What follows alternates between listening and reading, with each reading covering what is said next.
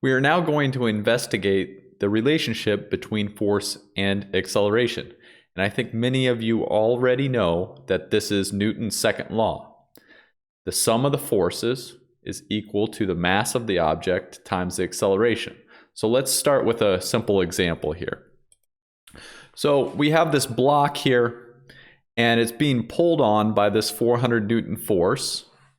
And we know the coefficient of kinetic friction between the ground and the block is 0.3, and the mass of the block is 50 kilograms. And what we're looking to find is the velocity at 3 seconds. So we're looking to find the velocity at 3 seconds, and it starts from rest, and then we apply this 400 Newton load, and then we're looking for the velocity at 3 seconds. Okay, so let's draw the free body diagram here. So we've already have the load being applied at 30 degrees here. And now we need to talk about the weight of the object. So the weight is going to be acting at the center of gravity here.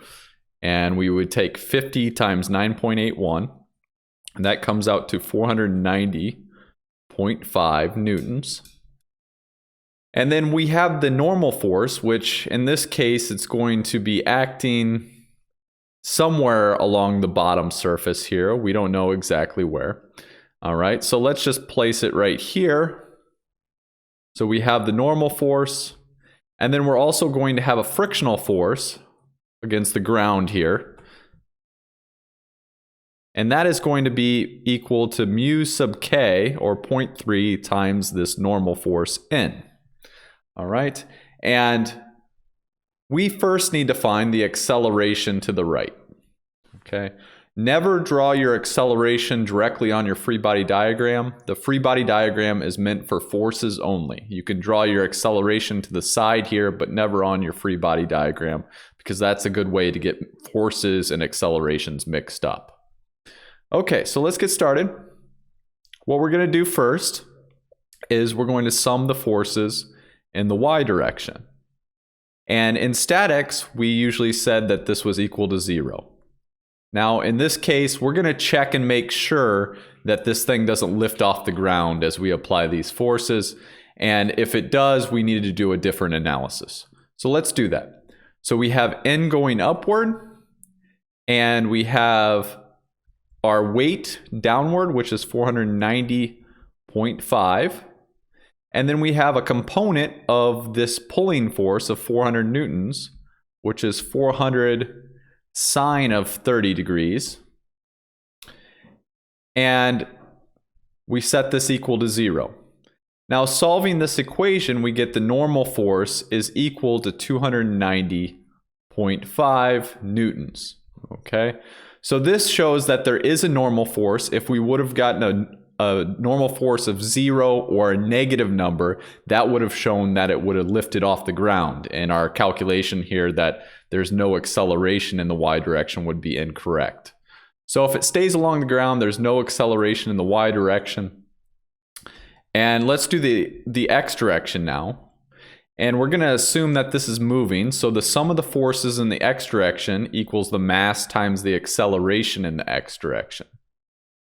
Okay, this formula.